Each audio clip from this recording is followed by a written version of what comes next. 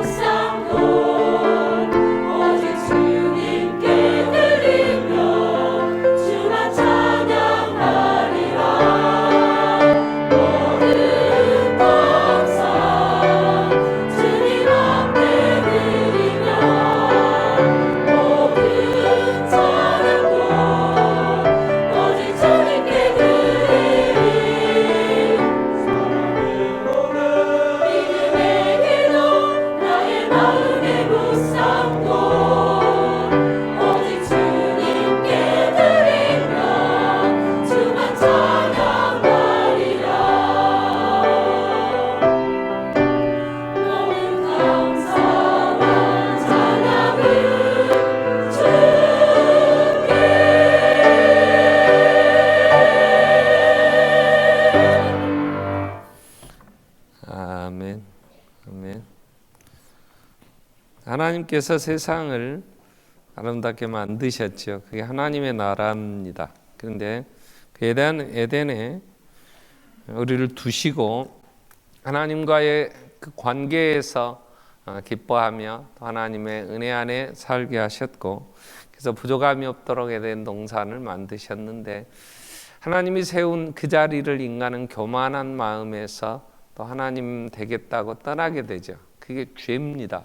그 결과로 이 세상은 저주 아래 있게 되죠. 그래서 하나님의 진노 아래서 이렇게 눈이 많이 오는 것은 앞으로도 또 더 많은 이제 이런 자연 재해들이 일어난다고 하는 걸 보여주는 거죠.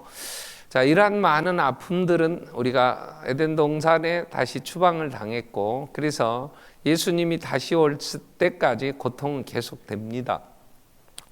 그래서 하나님이 우리를 다시 구원하셔서 그 하나님의 나라의 백성 되게 하시려고 이 땅에 보내주신 분이 구원자 예수죠. 그 예수님이 오심에 대하여 누가는 이제 기록을 합니다. 그리고 예수님이 오셔서 그 하나님의 나라 잃어버린 그 낙원 에덴 동산을 다시 회복하시는 하나님의 그 구원을 보여주는데요. 누가는 예수님이 이 땅에 오심부터 시작해서 이제 이 땅에서 하나님의 나라를 온전히 이루시는 사역에 대하여 누가복음은 기록을 합니다. 그래서 누가복음을 우리가 3월 달까지 묵상을 하는데요.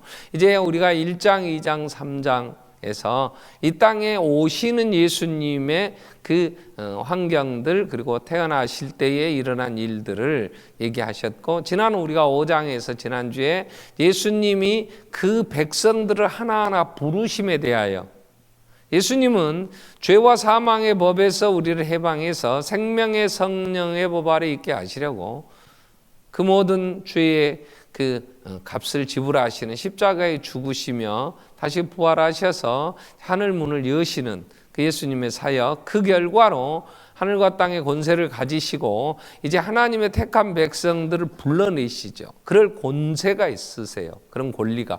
우리가 이걸 징발권이라 그러는데, 그래서 이 하나님의 사람 베드로를 또 요한 야고보를 이제 고기 잡는 그 자리에서 불러내시면서 나를 따라오너라. 이제 내가 너희로 사람을 낚는 어부가 되게 할 것이다. 그래서 예수님을 따라가게 되죠. 또 세리인 레위, 그 마태를 또 세간에 앉아서 그 장부 정리하면서 그 세금 거두겠다고 하는 그 자리에서 이제 부르셔서 나를 따르라 말씀하시죠. 그래서 예수님을 따라서 예수의 제자로 이제 살아가게 됩니다. 이렇게 하나님의 나라의 문을 여시고 하나님의 나라를 이루시는 주님이 각각 불러내서 하나님 나라 백성들이 하나님 나라를 이루시는 거죠.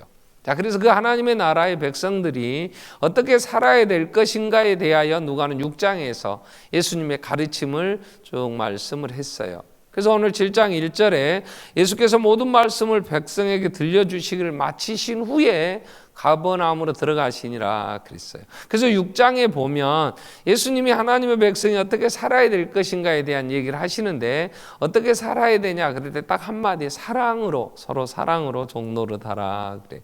사랑으로 섬기며 살아라. 그럼 너희 행복하다 그 얘기예요. 예수께서 모든 말씀, 그래서 결론은 6장 38절에 보면 사랑이 뭔가 그럴 때 주라. 그리하면 너희에게 줄 것이니 곧 후이되어 누르고 흔들어 넘치도록 하여 너희에게 안겨주리라. 너희가 헤아리는 그 헤아림은 너희도 헤아림을 도로 받을 것이니라 그랬어요. 그래서 예수님은 하나님의 백성들을 부르시고 그 허물 다 씻어 본인이 다 담당하시고 속량하셔서 하나님의 사랑 안에 있게 하시면서 내가 너희를 사랑한 것까지 너희가 서로 사랑하라 그랬어요. 사랑이 뭐냐 그러면 사랑은 주는 거예요. 사랑은 주는 거라고. 그래서 그 사랑하라고 하시면서 이 말씀을 마치신 후에 이제 한 사람, 대표로 놀라운 믿음을 가진 백부장을 지금 소개를 합니다. 오늘 7장에서. 그래서 오늘 제목은 놀라운 믿음. 그 놀라운 믿음의 소유자 백부장을 누가는 소개를 하는데, 예수님도 놀라셨잖아요. 야, 나는 이스라엘 중에서도 이만한 믿음을 내가 만나본 적이 없다. 하나님의 나라의 백성은요, 무엇으로 사느냐? 믿음으로 삽니다. 로마서 1장 16절에 바울이 이렇게 얘기해요. 나는 복음을 부끄러워하지 않는다. 이 복음은 모든 믿는 자에게 구원을 주신 하나님의 능력이다. 이 복음이 뭐냐면요, 예수가 나를 위하여 십자가에 죽으셨고 나를 하나님 앞에 세우시려고 부활하셨다네. 죄와 사망의 법에서 나를 해방하여 생명의 성령의 법 아래 있게 하셨다는 이 소식이 복음이에요. 누가 나를 위하여 죽어줄 자 있겠냐고요. 하나님이 하나님의 그 영광, 하나님 되심을 취할 것을 여기지 아니하시고 종의 형체를 입고 오셔서 죽으시고, 그래서 내 죄를 속량 대신 다 갚아주시고 하나님의 자녀 예수와 함께 하나님의 그 영광을 상속받을 상속자로 세워주셨다는데 이보다 더 좋은 소식이 어디 있어요? 이 소식은, 이 복음은 바울에게 능력이 됐어요. 그래서 17절에 로마서 1장 17절에 복음에는 하나님의 의가 나타나서, 복음에 나타난 예수의 죽으심과 십자가의 죽음과 부활로 인하여 의가 나타났는데, 의라는 이 단어가 깨끗하다, 윤리적인 개념에서 우리가 하나님 앞에 의롭다 이런 단어는 아니에요. 그런 개념이 아니고, 우리는 죄가 많아요. 여전히 지금도 앞으로도 우리는 우리의 이 죄성을 다 변할 수가 없어요. 그래서 여전히 죄 가운데서 또 우리가 교만하게 미련하게 허망한 마음이 허망해져서 이게 생명도 아닌 것을 또 속아가면서 우리는 또 앞으로 살아갈 거예요. 자, 그런데 그러한 우리를 예수의 십자가의 죽으심과 부활이 하나님과 관계를 좋게 만들었단 말이에요. 그게 복음 안에 한 의가 나타난 거예요. 우리가 예수 때문에, 예수님의 십자가의 죽음과 부활 때문에 하나님을 아버지라 부르게 되고 하나님의 끝없는 사랑을 받게 돼 있거든요. 여러분, 우리가 교회를 수십 년 다녔잖아요. 근데 여전히 우리 안에는 미련함이 있어요. 그래서 아이고 이것도 아니었는데, 나이가 좀 드니까 미련한 것 중에 하나도 뭐하러 쓸데없이 그렇게 많이 먹나 몰라요. 젊었을 때 막 빨빨거리고 막 돌아다니고 많이 쓸 때는 좀 먹어도 소화도 되는데요. 나이가 드니까요. 아무리 돈은 냈어도 돈 아까워서 한 접시 더 먹자 그러고 먹으면요. 그놈의 것 때문에 이제 씩씩거리고 살찌고, 아이고, 그것도 절제가 안 돼. 먹는 것도 고생하면서 소화시킨다는 게 얼마나 힘든지 몰라요. 근데도 미련하게 또 먹고, 그러면서 우리는 정말 미련해져서 어리석게도 사는 거란 말이에요. 사람 미워해서 될 일도 없잖아요. 그렇다고 평안합니까? 큰 미움 때문에 잠 못 이루고 그러는데, 그러지 말고 사랑하면 좋겠는데 뭐라고 그렇게 미워하고. 교회 안에서도 그렇게 서운한 사람이 많아갖고 난 너 때문에 시험 든다고 했었고 그러나 몰라. 근데도 그 미련한 짓을 반복하는 우리들, 근데 예수 안에 하나님 우리를 사랑하셨단 말이에요. 그래서 그 사랑 안에서 정말 하나님 끝없는 사랑, 변함없는 영원 불변하신 하나님이 사랑해 주시잖아요. 그래서 하나님 자녀된 우리는 뭘로 사느냐 그러면 오직 의인은 믿음으로 말미암아 살리라 그랬어요. 하나님이 이렇게 사랑한 우리는 믿음으로 삽니다. 그 믿음으로 산다는 건 이런 거예요. 내가 무엇을 내 마음에 믿느냐에 따라서 그 열매를 따먹고 살아요. 하나님 살아계십니다. 아멘. 하나님이 전능하십니다. 하나님이, 그 전능하신 하나님이 내 모든 걸 다 아십니다. 아멘. 그러면 거짓말 안 하면 돼요. 다 아시고 하나님이 다 아시는데, 그래서 하나님이 살아계시고 전능하시고 나를 너무 잘 아시는 하나님이 내가 살고 죽는 것도 주관하신다. 아멘. 믿습니까? 그럼 오메 죽을 뻔했네. 오늘 눈 와서 미끄러서 나 죽을 뻔했네. 그리고 집에 있는 것은 어리석게 믿음이 아니에요. 내가 병들어 죽습니까? 하나님이 불러서 죽습니까? 하나님이 부르시니까 죽어요. 모세는 120세가 되었어도 기력이 쇠하지 않았는데 하나님이 때되어 부르시니까 죽었어요. 모세는 더 살고 싶었다니까요. 가나안 땅에 가고 싶었다니까. 하나님, 나 가나안 땅에 들어가 봐야지요. 그때 하나님이 다시는 그런 기도하지 마라. 너는 못 들어간다. 하나님이 그 영광을 드러내니 못한 모세를 부를 때 얼마나 가보고 싶었겠어요. 그 백성 데리고 거기를 가려고 그렇게 애굽에서 나와서 40년을 광야에 헤매면서, 그러나 하나님이 안 된다 그러고 그가 죽을 힘이 없어서 죽은 게 아니라 하나님 불러갔다니까요. 무드셀라는 창세기 여러분 읽으면 969세까지 삽니다. 969세, 그때가 노아 홍수가 일어나는 때, 노아가 600세 되던 해. 근데 무드셀라랑 에녹은요 900년 1000년을 살던 그때 365년을 살다가 하나님 데려가며 떠났어요. 어메나 병들어 죽을 뻔했네. 병들어 이렇게 억울하, 그런 소리 하지 마. 하나님이 때되어 불러가실 때 내가 얘기했죠. 이왕이면 눈에 미끄러져 낙상으로 죽는 것보다는 병들어서 죽는 게 낫지. 나는 그래요. 그렇게 오복이라는 거, 이 죽는 것도 죽음도 복인데 그런 객사하는 것보다는 자식들 다 앉혀놓고 유언도 딱 하고 내가 먼저 가서 하나님 나라에 있을 테니 너희들도 잘 있다가 예수 안에서 나 만나자. 유언도 좀 하고 자식들 효도도 좀 받아보고 그리고 오래 가지는 말고. 그리고 하나님이 부르시면 좋잖아. 그러니까 좀 오메 갑자기 나는 몰랐는데 이게 진짜 암 말기라네. 그러면 아멘 할렐루야 그러고 가. 그동안은 모르고 고통도 없이 살다가 하나님이 딱 부르실 때 그렇게 불러주시면 얼마나 좋아. 질질 끌어갖고 몇 년씩 그냥 그 가서 있으면 그것도 참 볼품이 없더라고. 그러니까 하나님이 나의 살고 죽는 것도 주관하신다 믿는다면 죽음에 대한 두려움에서 우리는 왜 천국은 어떻게 간다고? 죽어야 가는 거요. 천국 안 갈 거요? 그럼 죽어야지. 그럼 뭐 죽는 게 그렇게 자꾸 죽을 준비하고 죽음을 얘기하라고. 내가 죽거든. 아야 이것은 이렇게 해라. 그래서 나는 내가 딱 하나 죽으면서 그럴 것 같아. 내가 제일 좋아하는 옷을 딱 입혀서 그냥 장례 치러라. 뭐 수의를. 재밌는 얘기 하나 하고 갈까요? 전주에서 어떤 장례식장이 잘 됐는데 망했대요. 갑자기. 왜 망했대 그랬더니 그 목사님이 그럽디다. 그 장례식장에 수의 같은 게 비싼 건 1200만 원짜리도 있답니다. 그러니까 불효자는 1200만 원짜리 입힌 거예요. 돈 많아서 그럴 수도 있겠지만 효도 못한 거. 그랬는데 1200만 원짜리 수의를 입혀서 입간을 다 끝냈는데 자식이 아들이 나중에 왔대요. 그리고 아들이 우리 아버지 얼굴 나 봐야지 그냥 못 묻는다고 막 울고 우리 아버지 얼굴 보자. 그러니까 장례식장에서 안 된다고 한번 못질 해보는데 어떻게 그러냐고. 아니 아들이 아버지 얼굴 보겠다는데 안 될 일이 뭐 있냐고. 그러니까 안 된다고. 그러니까 경찰 불러. 그럼 경찰관이 왔대요. 그럼 이거 끌러줘라. 못 빼면 되지. 자식이 보겠다는데. 그랬는데 안 된다고 막 그런 걸 경찰 입회하에 간을 열었다네요. 기다리라고 하더니 간을 열었는데 아버지가 수의 1200만 원짜리 입혔는데 홀랑 벗겨놓고 수의가 없어져 버렸대요.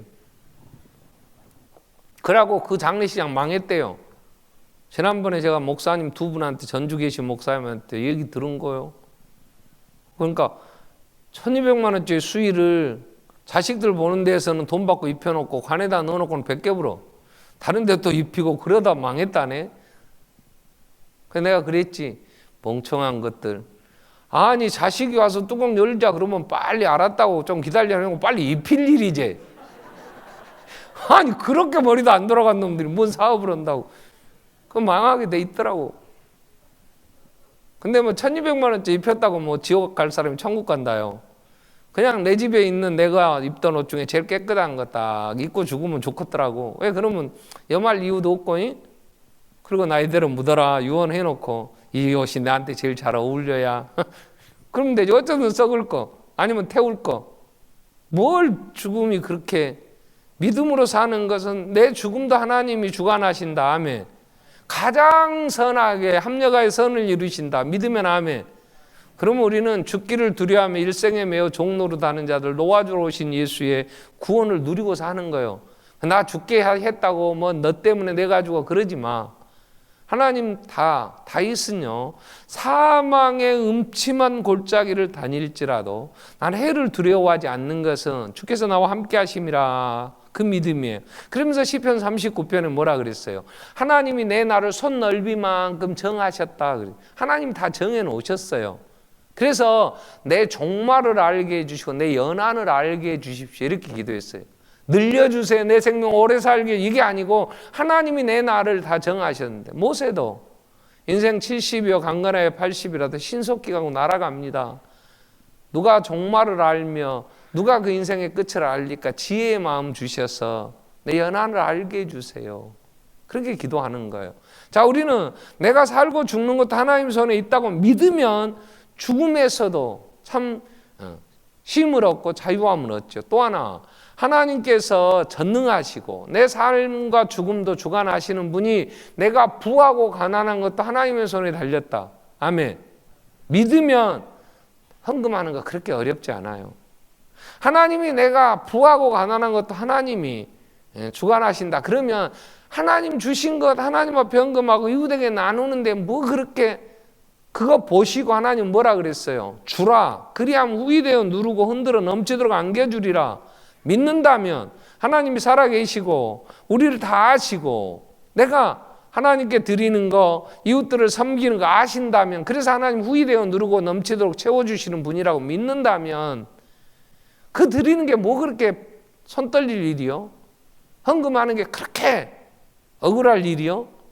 하나님 앞에 드렸는데 하나님이 얼마나 더 주시겠어요? 이웃에게 나눴는데 이웃들이 그걸 또 감사하고 사랑하면 사랑받잖아요. 그런데 뭘 그걸 내가 옮겨지고 어디다가, 요즘 이자도 잘 안 나와요.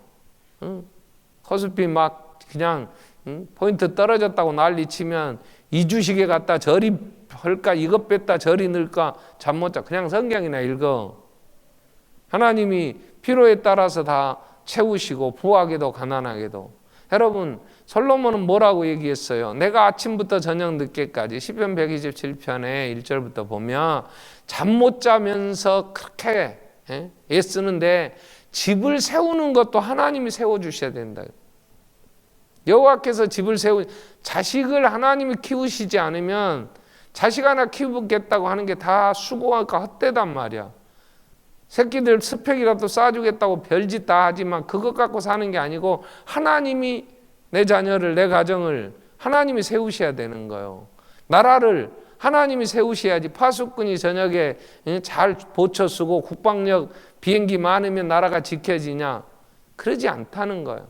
그래서 아침 일찍 일어나고 저녁 늦게 누우며 수고의 떡을 먹으며 헛되다. 하나님이 사랑하는 자에게 잠을 주시는도다. 솔로몬이 인생을 살고 보니까 하나님의 주권 아래 있다는 사실을 그는 믿고 고백을 하는 거예요. 내가 그걸 믿는다면 우리는 자식들을 위해서 하나님이 전능자, 하나님이 절대 주권자, 하나님의 나라의 백성으로 서야 된다고 우리는 자식들에게 가르치고 그 안에 세워야 맞지. 그게 믿음으로 사는 것, 그 열매를 따먹는. 그러면 내 자식이 내가 떠나도 영원 무궁토록 이 세상을 다스리시고 변함없는 하나님 의지하고 서니까 내가 뭐 그냥 돈 몇 푼 안 물려줘도 그 하나님 의지하고 하나님 믿음으로 서면 하나님의 보호하심을 받을 텐데, 그보다 더 확실한 여호와는 나의 반석이시며 나의 산성이시여 나의 요새가 되시고 환난 날에 만날 큰 도움이시라. 바닷물이 흉흉하고 뛰놀지라도, 시편 46편 1절 후에 보세요. 세상 이런 재해가 나도 하나님 지켜주시면 평안할 수 있는데, 그러면 내가 자식들을 어떻게 키워야 되는 거예요? 무엇에 세워야 되겠냐고. 그게 믿음의 산물, 그걸 먹고 사는 거기 때문에 의인은 믿음으로 말미암아 산다, 그 말이에요.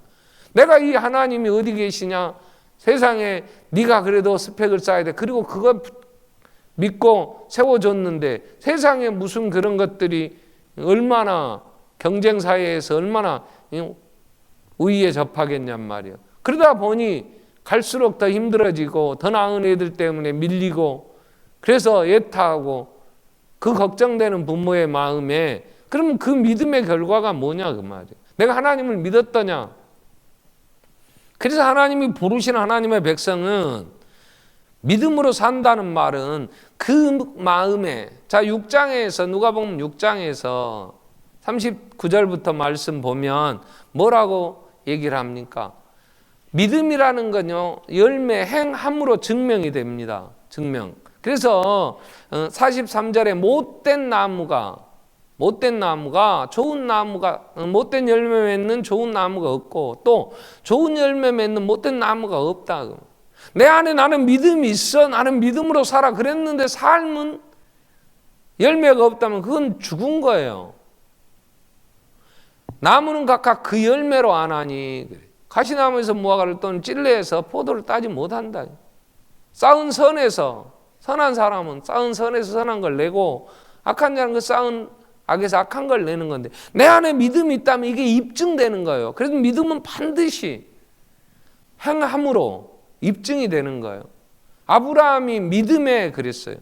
하나님이 내가 너의 상급이여 방패다 믿음의 의로 여기셨는데, 그 하나님을 믿었기 때문에 아브라함은 모리아산에 그 아들을 드릴 수 있는 거예요. 아버지, 불도 있고 칼도 있는 재물은 어디 있습니까? 하나님이 준비하신다, 여호와 이레 라는 얘기를 해요. 정말 산에 갔더니 하나님이 수풀에 걸려있는 양을 준비하셨더라고.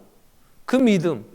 기생 라합이 이 나라는 이제 하나님이 이 백성 이제 망하고 이 히브리인들에게 주셨다고 믿는 기생 라합이 정탐꾼을 숨기는 거예요. 기생 라합이 행함으로 그는 사는 거예요. 집안도 살고. 내가 하나님을 믿는다면 내 안에 하나님이 나 같은 걸 사랑하시잖아요. 하나님의 사랑이 뭐예요? 예수를 믿으라는 그 믿음 안에 예수를 믿으라는 그 내용은 하나님이 나를 이처럼 사랑하셨다. 독생자를 주시고 나를 대신 죽게 하셔서 나를 살리셨다. 이걸 믿는 거잖아. 그러면 하나님이 나를 사랑하시는데 눈 좀 와서 좀 힘들다고 그것 때문에 불평할 이유가 있어요? 세상에 하나님이 나를 사랑하셔서 아들까지 주신 하나님. 로마서 8장 32절에 뭐라 그랬어요? 자기 아들을 아끼지 아니하시고 내어주신 이가 어찌 우리에게 그 아들과 함께 우리에게 모든 거 안 주시겠냐 그랬잖아요. 아들까지 주신 하나님이, 그러면 그걸 믿는다면 예수를 나의 구주로 보내신 하나님, 그 사랑을 믿고 예수님 나를 위하여 목숨까지 다 주셨다는 걸 믿는다면 우리가 이 땅에 살면서 좀 어렵고 불편하고 힘들다고 그거 불평할 거 없잖아. 왜? 하나님이 나를 준비시키셔서 합력하여 선을 이루신 하나님이 아직은 그걸 누릴 만한 그릇이 못 되면, 내가 준비도 안 돼 있고 그릇도 준비 안 되는데 주시면 인간은 교만해집니다. 지금 아프리카에 나가 있는 집사님하고 어제 통화를 하는데 그렇게 얘기를 하시더라고요. 자기가 창세기를 읽다가 하나님께서 야곱은 나일 하나 얻으려고 14년도 기다리며 준비시키셨는데 하나님이 지금 내게 주신다면, 물질을 내가 원하는 만큼 주신다면 얼마나 교만해질 거냐. 안 주심을 감사한다고. 그리고 전화가 왔어요. 같이 통화하면서. 그래서 야 하나님 정말 믿음 손해보지 않게 해주세요. 하나님 구원해 주세요.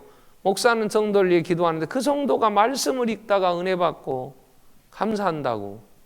사업이 내 마음대로 안 풀려도 하나님의 사랑 안에 있다는 것 때문에 도리어 그 기간이 준비되는 기간이라는 것에 그 믿음으로 감사할 수 있잖아요.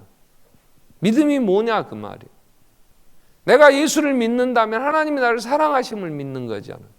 하나님이 변함없는 사랑, 그 사랑의 길이를 너희가 높이와 넓이와 그 깊이를 체험하며 사랑 안에 거하라고 바울은 에베소 교회를 위해 기도하는데, 그 사랑 안에 내가 있다는 거, 하나님이 로마서 5장 8절에 우리가 죄인 되었을 때, 우리가 아직 연약할 때 자기 아들을 죽이심으로 우리에 대한 하나님 자기의 사랑을 확증하셨잖아요. 증거가 뭐예요? 하나님 나를 사랑한다는 증거. 예수 십자가의 죽으심이잖아요. 이보다 더 확실한 증거가 어디 있냐? 그럼 하나님 나를 사랑하심을 믿는다면 그렇게 걱정이 많아요? 전능하신 하나님이 나를 사랑하시는데, 사랑하는 자식에게는 악한 부모도 좋은 걸 줄 아는데, 하물며 하늘 아버지가 마태복음 7장에 뭐라게 11절 12절에 악한 아비라도 자식에게는 좋은 걸 줄 안다. 너희가 악한 자라도 좋은 것으로 자식에게 줄 줄. 하물며 하늘에 계신 너희 아버지께서 구하는 자에게 좋은 것을 주시지 않겠냐. 하나님이 나를 이렇게 사랑하시는데 왜 안 주셔? 그럼 기도하면서 참 평안 얻을 수 있죠. 그래서 의인은 믿음으로 말미암아 사는 거예요. 근데 그 믿음이, 놀라운 믿음을 가진 사람이 있더라고요. 예수님이 놀랐어.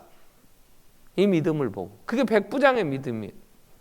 백부장의 믿음. 이만한 믿음을 내가 이스라엘 사람들 중에서도 본 적이 없다. 그러면 이렇게 귀한 놀라운 믿음을 소유한 백부장을 누가 왜 기록하냐고.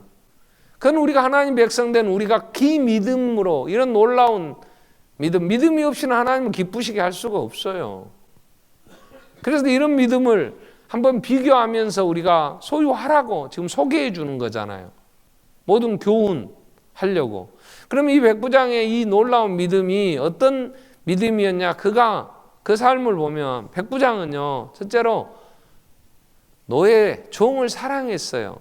오늘 2절에 보면 오늘 이 사건의 모든 배경이 되는 이 팩트가 어떤 백부장의 사랑하는 종이 병들어 죽게 됐어요. 여기 종이라는 이 둘로스라는 이 헬라어는요, 노예입니다. 노예. 마태는 이 사건을 백부장의 아들이 병들어 죽게 됐다 이렇게 나와요. 근데 누가는 굳이 이걸 노예로 밝힙니다. 더 자세하게 설명을 합니다. 나중에 내려가서 하인이라는 단어도 나오는데 이 단어는 아들이라고 번역도 가능한 거예요. 그래서 억지로 좀 추측해 보면 노예 중에 양자를 삼았나 이렇게 생각도 해볼 수 있어요. 그러나 단어가 이렇게 나와요. 어떤 백부장의 사랑하는 종. 백부장은 이런 노예는 주인에게는 짐승 같은 거예요.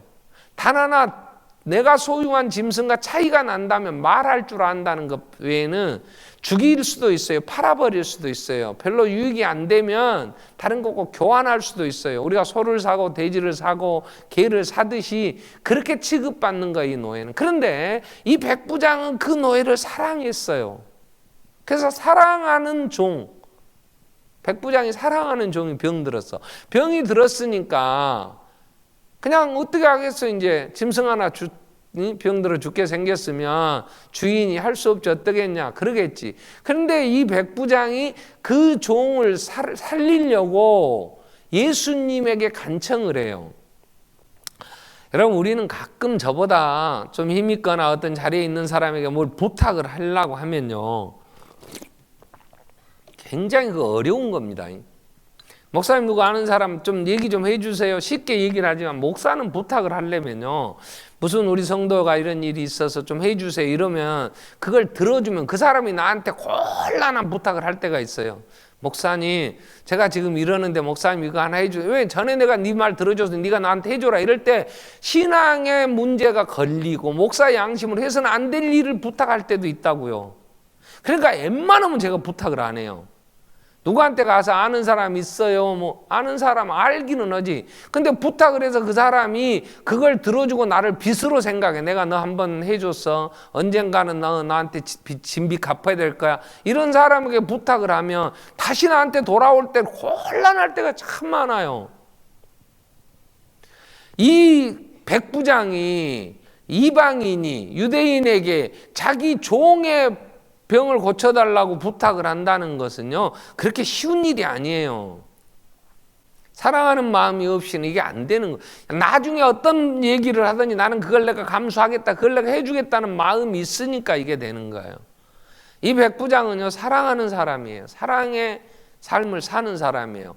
5절에도 이제 장로들이 이런 얘기를 해요. 그 사람은 정말 들어줘야 됩니다. 그가 우리 민족을 사랑하고 또한 우리를 위하여 회당까지 지어줬습니다. 이런 얘기를 하는 거예요. 그런 자기 집의 노예들만 사랑한 게 아니고 그 자기가 지배하는 유대인들도 사랑했어요. 유대인들이 알아요, 그걸. 사랑이 입만 갖고 온 게 아니고 구체적으로 그 회당까지, 유대인의 문화의 중심인 회당을 이 백부장이 지어준 거라고. 그렇다면 우리는 믿음이라면 내가 하나님의 사랑을 받았기 때문에 예수님이 내가 너희를 사랑한 것 같이 너희도 서로 사랑하라 그랬거든요. 하나님의 사랑을 받는다면 바울이 뭐라고 고백합니까? 갈라디아 2장 20절에 그는 내가 육체 가운데 사는 것은 나를 사랑하사 나를 위하여 자기 몸을 버리신 그리스도 예수 자신을 버리신 하나님의 아들 믿는 믿음 안에 사는 것이다. 내가 육체 가운데 지금 사는 건 나를 사랑하신 그 사랑 때문에, 사랑이 강권하여 고린도서 5장 17절에 새로운 내가 피조물, 이제 내가 사는 건 내 안에서 그리스도의 사랑이 나를 강권하여 사랑하라 그러니까 원수까지도 사랑하며 정말 자기를 그렇게 핍박하는 자들을 도리어 위하여 기도하며 그들의 죄를 용서해 달라고, 스데반이 돌에 맞아 죽으면서도 그들의 죄를 용서해 달라고 할 수 있는 것은 그 사랑 받은 자이기 때문에, 그걸 믿었기 때문에. 여러분, 내가 예수를 믿는다면 하나님이 나를 사랑하시는 걸 믿는 거예요. 나같이 허물 많은 거, 정말 내가 나를 봐도 역겨울 때가 많고, 야, 네가 인간이냐 그럴 수 있잖아요. 여러분, 자식을 어떻게 때려 죽여? 그게 인간이요? 근데 그 마음이 우리 안에도 있어서 우리도 자식 패잖아. 성질 나면 막 욕하고. 좀 농도만 다릅니까? 어떻게 그럴 수 있어? 그런 것들 우리 안에 있는데 얼마나 비열하고, 조금만 그냥 나한테 손에 끼치면 막 뒤에서 얼마나 험담하고 하냐고.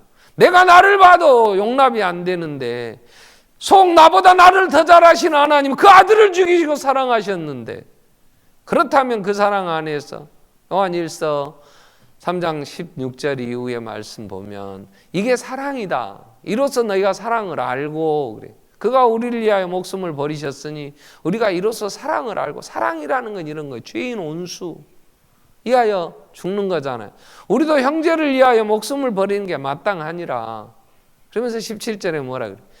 누가 이 세상 재물을 가지고 형제의 궁핍함으로 도와줄 마음을 닫으면 하나님의 사랑이 어째 그 속에 거한다고 하겠냐. 그냥 말과 혀로만 사랑하지 말고 행함과 진실함으로 하자. 내가 하늘 영광 다 버리시고 오셔서 나를 위해 죽으신 예수의 사랑 때문에 내가 살았다면, 내가 좀 양보하는 거, 내 권리 좀 포기하는 거, 내가 가진 것 좀 내가 덜 쓰고 좀 나누고, 그 사람이 아프다는데, 힘들다는데, 지금 필요하다는데, 그것도 못하면서 우리가 사랑이라고 그 예수를 믿는다고 할 수 없잖아. 그래, 믿음은 열매로 나타나는, 어떻게 나타나? 사랑이라는, 이웃을 사랑하는, 노예를 사랑하는, 그가 아프니까 죽게 생겼으니까 그를 위하여 간청을 해야 되는 거예요. 또 하나 이 백부장의 믿음 중에 중요한 것은요, 백부장은요 예의를 지킨 믿음이에요. 사랑은 무례하게 행하는 게 아니에요. 지금 예수님에게 가서 간청을 해야 되는데, 예수님이 누구냐 그러면 유대인이에요. 이방인인 백부장인 자기와 유대인이 교제하는 건 죄예요. 유대인들은 그랬어요. 율법 아래 그때의 유대인들은 이방인과 교제하고 이방인과 말을 섞거나 이방인과 밥을 먹으면 이건 큰 죄였다. 그러니까 이방인과 교제하면 안 돼요. 그렇기 때문에 이 백부장은 이방인인 자기가 지위가 있고 자기가 지배하는 유대인일지 몰라도 예수님에게 누구를 보냅니까? 유대인 장로를 보내요. 3절에 이 백부장이 예수의 소문을 듣고 유대인의 장로 몇 사람을 예수께, 유대인의 장로를 보내서 예수님에게 한번 들어주시면 안 되냐고 간절히 구해주시기를 청했는데, 이 장로들이 가서 유대인의 장로들이에요. 여러분, 우리는 하나님 앞에나 사람 앞에 자기 지위 가지고 아주 시건방을 뜨는 사람 많아요. 여러분, 지위가 좀 올라가고 돈 좀 생기면 세상 사람들이 아부하기도 하겠지. 사장님도 양이 안 차니까 요즘 회장님이란답다. 그리고 아줌마 그러면 쳐다도 안 봐버려. 사모님 뭐 해가면서 아주 그러니까 뭐 된 줄 알고 교만하기 짝이 없어져요. 하나님 앞에서도 얼마나 시건방을 떠는지 몰라요. 이 백부장은 그분 앞에 가서 기도할 때에, 간청할 때 장로들을 보내요. 유대인의 장로를. 아브라함이 소돔 고모라를 멸하신다는 그 소식 앞에 그 조카 롯을 구하고 소돔 고모라의 백성이 멸망다망은 되겠냐는 그 마음에서 기도를 할 때 뭐라고 기도합니까? 의인 50명이 있다면 함께 멸하시겠습니까? 내가 의인 50을 그 성에서 살면 멸하지 않겠다. 그럴 때 아브라함은 한 번 더 구하겠사오니 먼지만 또 못한 거 한 번 더 구할 수 있도록 한번 허락해 주시면, 거기서 5명이 부족해도 멸하시렵니까? 이웃을 위한 기도에도 하나님 앞에 얼마나 겸손히 무릎을 꿇어요. 그러니까 교만하지 않아요. 버릇없이 굴지 않아요. 사람들에게도 우리는 사랑은 그렇게 무리하게 행하면 안 돼요. 여러분, 내가 사랑한다면 가장 가까운 우리가 부부간의 사랑도 부부간의 예의를 지켜야 되는 거예요. 부부간에 말하는 것 함부로, 그렇게 호칭도 그렇게 함부로 부르면 안 돼요. 그건 사랑이 아니잖아요.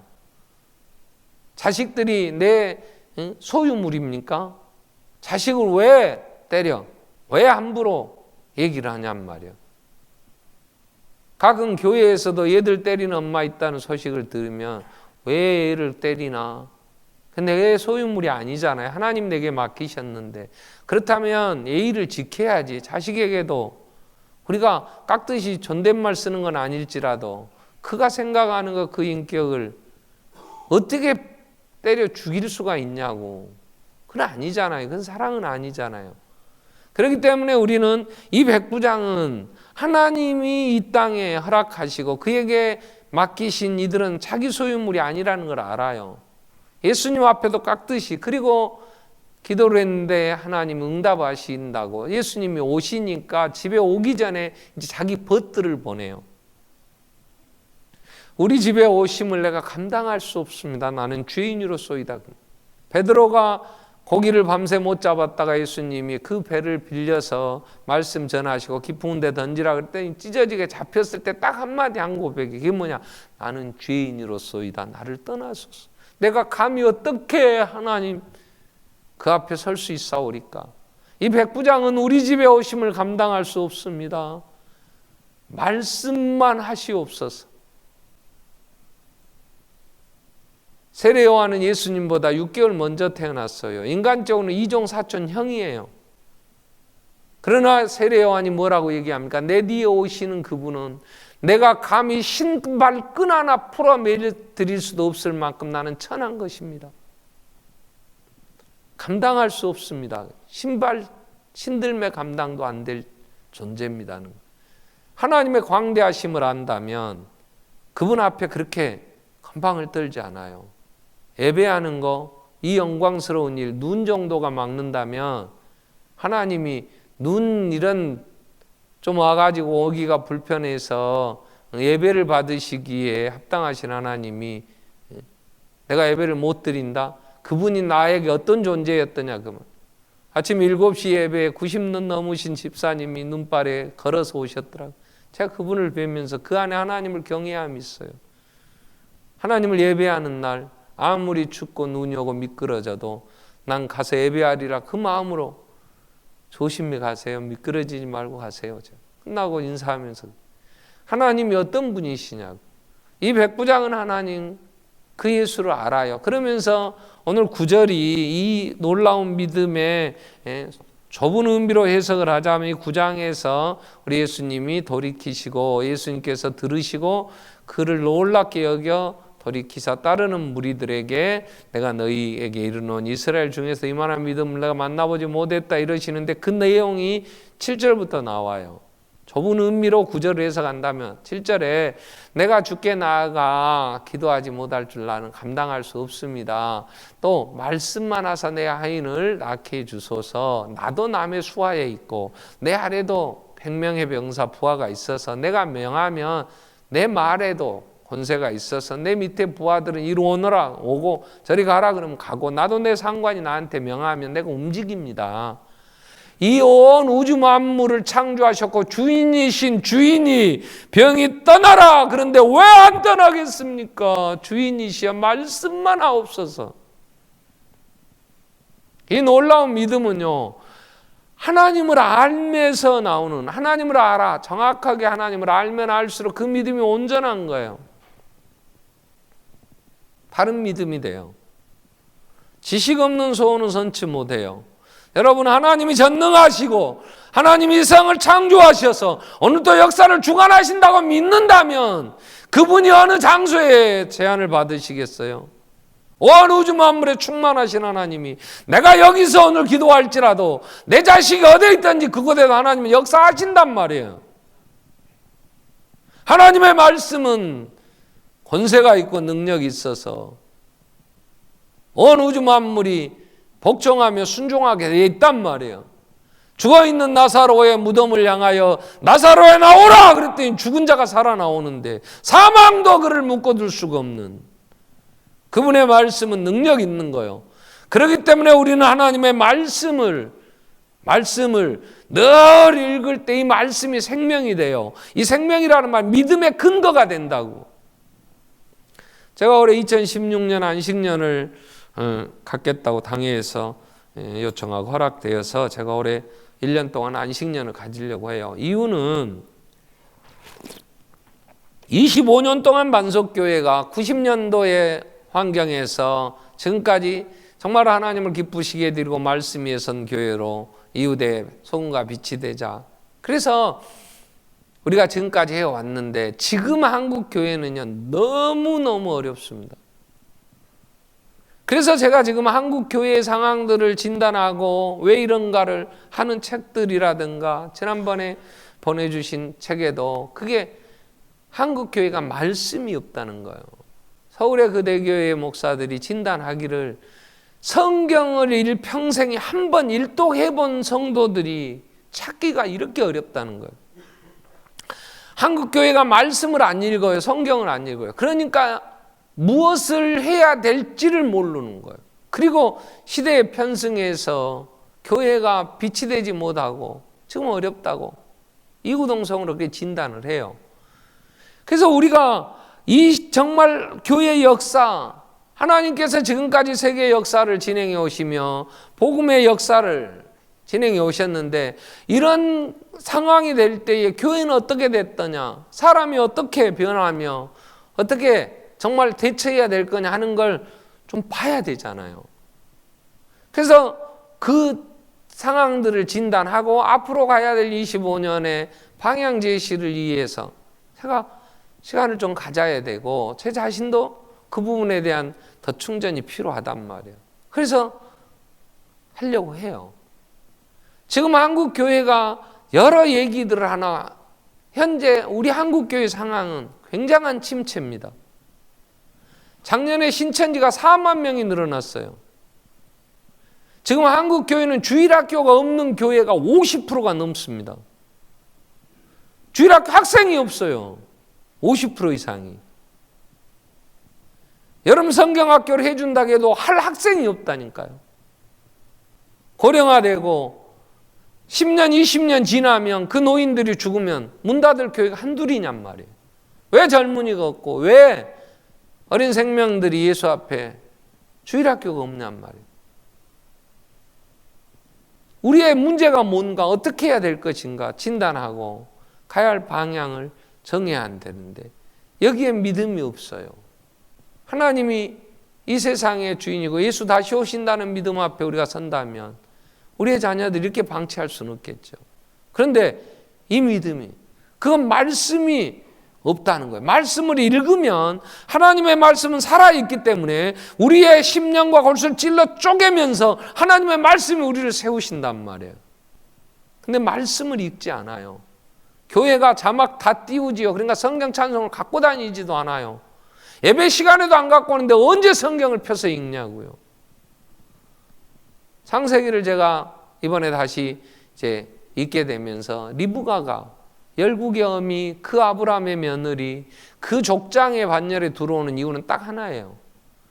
아브라함의 종이 그 아브라함의 고향으로 가면서, 우리가 가면서 하나님 앞에 아브라함과 약속이니까 여자를, 며느리를 구하러 가요. 거기서 며느리를 구하여 그 며느리가 오지 않으면 아들을 데리고 그리 이사하리까 그건 안 된다. 내 아들은 그리 가면 안 된다. 반드시 거기서 데려오라 그래요.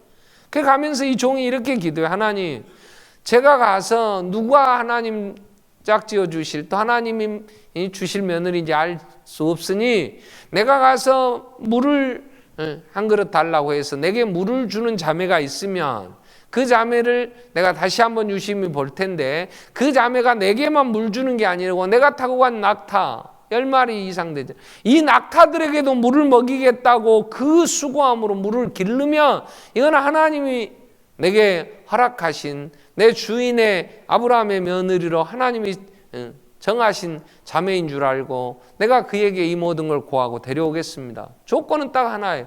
그 당시에 우물은요, 그냥 지나가면서 떠먹을 만큼 물이 많은 게 아니에요. 깊이 파야 돼요. 그리고 물을 얻으면 그게 전쟁의 근거가 돼. 그걸 차지하려고.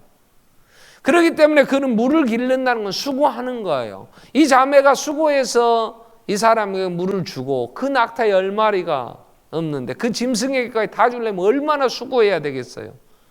사랑의 수고가 있을 때, 그 자매에게는 그 마음이 있을 때 하나님 나라에 이 열국의 어미가 되는 이 복을 받게 됩니다. 이럴 때 리브가를 만났을 때 내게 물 한 그릇 달라고 그러더니 급히 떠서 주면서 내가 이 낙타에게도 물을 먹이겠습니다. 그리고 그 젊은 이 처녀가 물을 길러. 그때 하나님이 짝지어 주신 줄 알고 누구냐고 그랬더니 아브라함의 집안이잖아요. 부두엘의 딸 라반의 동생. 그 집안의 후손들, 정말 하나님이 짝지어 주시죠. 리브가가 그래서 이삭의 부인이 됩니다. 사랑으로. 자, 우리는 말씀이 우리를 찔러 쪼개니까 하나님의 말씀을 바르게 알아야 예수를 알고 이 백부장이 말씀만 하셔도 온 우주 만물이 말씀에 순종하는 걸 다 압니다. 말씀만 하옵소서. 무슨 가서 막 대주고 뜨끈뜨끈하게 뭘 나타나고 이마에 될까요? 가슴에 될까요? 옆구리에 될까요? 해갖고 어떤 짓도 하고 뭘 봐야 되고 뭘 느껴야 되고 뭘 해야 된다고 하는 이런 하나님을 미신 섬기듯이 이러한 잘못된 믿음, 이게 아니고 하나님의 말씀의 근거. 말씀. 백부장은 놀라운 이 믿음은 말씀을 통하여 하나님이 계시하신 그 하나님을 정확하게 알고 있어요. 그리고 그 믿음의 말씀에 근거하여 그는 예수님에게 고백을 하는 거예요. 말씀만 하시옵소서. 말씀만 하셔도 내 하인이 나을 줄 나는 믿습니다. 합니다. 그래서 말씀하신 예수님 듣고 갔더니 집에 가보니 이미 하인은 나았더라고. 병에서 고침받아서 건강해 있어. 오늘 우리는 믿음으로 말미암아 삽니다. 하나님의 은혜로 부름을 받았다면 이제 우리가 어떤 하나님, 내가 믿는 믿음이 뭐냐에 따라 그 열매 먹고 사는 거예요. 동일한 한 교회에 다니지만 하나님의 전능하심과 그 사랑 안에 믿지 못하면 불안에 떨 것이고, 그 사랑을 믿는다면 우리는 기쁨으로 섬기며 사랑으로 종로로 달 수 있어요. 우리가 사랑으로 섬기고 교회를 먼저 생각하며 하나님 나라를 이루어 갔더니 하나님이 놀라운 은혜를 베푸십니다. 우리 한번 같이 통성으로 기도하겠습니다. 우리가 이 믿음으로 산다고 하는데 정말 내가 믿음에 있는가? 우리 자신을 시험하고 확증하라. 믿음은 행함으로 온전해지는 건데 내게 열매가 있는지, 하나님 정말 온전한 믿음으로 서게 해주시고 말씀에 근거하여 하나님 살아계심과 전능하심과 신실하심을 믿으며 또한 하나님을 체험함으로 더 견고해지는 믿음, 그래서 하나님을 기쁘시게 드리고 하나님의 영광을 위해 사는 저희들 되게 해주십시오. 같이 한번 통성으로 기도하겠습니다. 살아계신 하나님 아버지, 살아계셔서